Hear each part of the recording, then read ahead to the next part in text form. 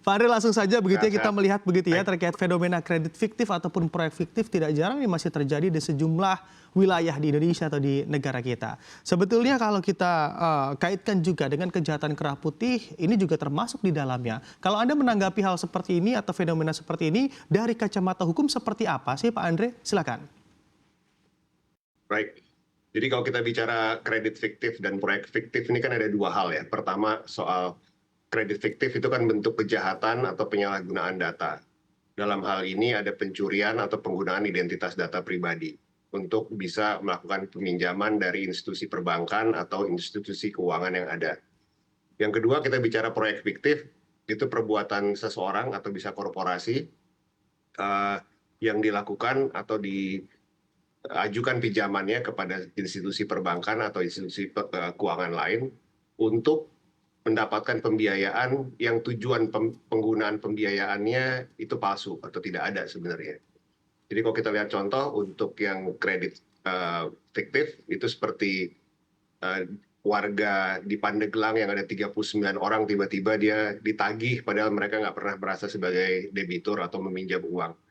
Kalau yang kredit fiktif atau proyek fiktif yang kedua itu lebih seperti contoh yang terjadi belakangan ini di salah satu BUMN, ada yang meminjam atau mengajukan pinjaman yang tujuannya sebenarnya untuk membayar utang lagi dengan memasukkan proyek-proyek yang sebenarnya tidak ada. Jadi ini dua hal. Dan untuk kita bicara tanggapan dari segi hukum, pertama memang ini maraknya karena pertama digitalisasi keuangan, banyaknya crowdfunding, peer-to-peer lending, dan yang lain-lain yang tujuannya sebenarnya baik untuk mempermudah akses masyarakat. Tapi di sisi lain ini juga digunakan oleh para pihak yang melakukan tindakan kriminal untuk menipu atau mendapatkan pendanaan dari institusi keuangan tersebut. Dan kedua, kalau soal proyek fiktif ini kan biasanya melibatkan orang dalam, either dari pihak perbankan maupun dari perusahaan. Dan kalau kita lihat untuk menyampaikan bahwa sebenarnya pembiayaan pada bisnis atau proyek yang tidak ada. Jadi kita lihat penggunaan dananya biasanya nggak jelas dan digunakan, kalau misalnya paling baik ya digunakan untuk pembayaran utang perusahaan tersebut, tapi bisa juga disalahgunakan untuk kepentingan pengurus perusahaan. Nah kalau kita lihat ini di undang-undangnya ada KUHP, ada pasal 378 itu soal penipuan, ada juga pemalsuan surat, dan juga ketentuan dari undang-undang perbankan yang sudah dirubah dengan undang-undang P2SK. Terkait dengan penggunaan data pribadi, kita lihat ada sebenarnya di undang-undang perlindungan data pribadi, gimana cara memperoleh, menggunakan, dan melakukan pemalsuan atas data pribadi. Juga kalau misalnya ada aspek korupsinya, maka ini bisa masuk ke ketentuan Undang-Undang Tipikor dan juga pencucian uang.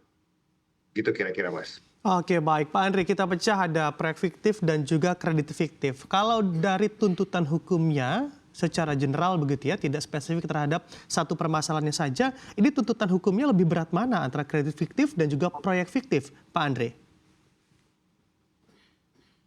Kalau kredit fiktif biasanya pidananya lebih gampang diurai, ya, karena biasanya sederhana. Tapi bagaimana mereka menggunakan data orang secara tidak sah, ini yang sulit dilacak. Kalau proyek fiktif, karena itu biasanya melibatkan korporasi, maka akan lebih sulit pembuktiannya karena harus masuk ke pembukuan, ke data perusahaan di kedua belah pihak, baik pemberi dana maupun debiturnya. Jadi dari segi pembuktian di pengadilan agak berbeda. Dan yang kredit fiktif, maksudnya proyek fiktif itu akan lebih sulit. Oke, baik. Dengan Anda katakan lebih sulit untuk diungkap atau pembuktiannya, bukti-bukti kejahatannya yang sulit karena memang melibatkan banyak pihak, apakah ini juga menjadi sebuah celah begitu bagi para pelaku kejahatan di proyek fiktif agar bisa melenggang saja? Karena memang kalau dilihat ini lebih sistematis begitu ya dan terstruktur pola kejahatannya, Pak Andre. Betul. Jadi kalau kita lihat untuk pembuktian ya, kalau kita tadi kredit fiktif itu pembuktiannya sederhana soal penipuan. Kedua soal pemalsuan surat mungkin karena dia menggunakan data yang bukan milik mereka. Pembuktiannya sederhana kalau soal undang-undang perbankan, tipikor, TPPU itu pembuktiannya jauh lebih rumit dibanding dua pidana yang saya sebutkan pertama. Oke, ini kita jeda terlebih dahulu begitu ya Pak Andre, karena kita harus membaca pertanyaan dari netizen kita atau sobat CNBC, pemirsa CNBC, di mana ada pertanyaan dari @sol_Hasan yang bertanya, kalau data disalahgunakan oknum dan juga dipakai untuk jadi modus kredit fiktif, kita harus bagaimana Pak Andre? Silakan dijawab dari netizen kita. Baik, ini asumsinya bahwa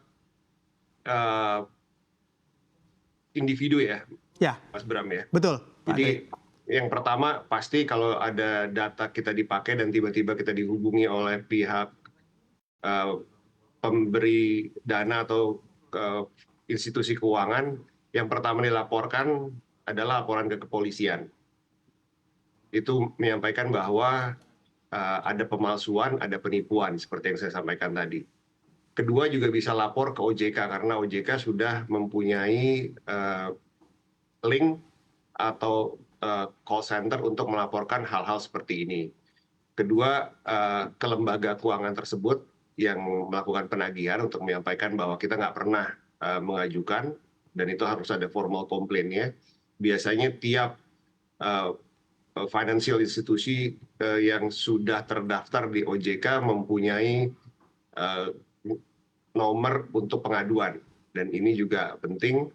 Kalau misalnya ada kerugian atas penipuan tersebut, kita bisa mengajukan gugatan perdata setelah atau menyampaikan hal ini berkonsultasi dengan pihak advokat. Jadi itu tahapan-tahapannya. Oke, baik Pak Andre, tapi tidak sedikit juga begitu ya masyarakat kita yang sebetulnya takut-takut juga dalam melaporkan hal-hal seperti ini karena memang biasanya individu atau masyarakat, bisa dikatakan masyarakat kecil melawan perusahaan atau korporasi yang lebih besar, takut nanti akibatnya malah berbalik ke dirinya sendiri. Ini apakah memang dapat juga kita meminta bantuan hukum begitu dari law and firm atau hal-hal yang sejenisnya demikian Pak Andre? Ya, sangat bisa Mas. Jadi kalau kita lihat banyak lembaga yang memberikan bantuan hukum, bahkan kalau ini masuk pidana, ranah pidana berarti harus laporannya ke kepolisian. Dan beberapa kasus belakangan itu sangat responsif dari pihak kepolisian maupun pihak OJK yang biasanya menaungi institusi-institusi tempat di mana pemberi keuangan atau dari institusi keuangan atau perbankan yang menyampaikan atau memberikan loan tersebut.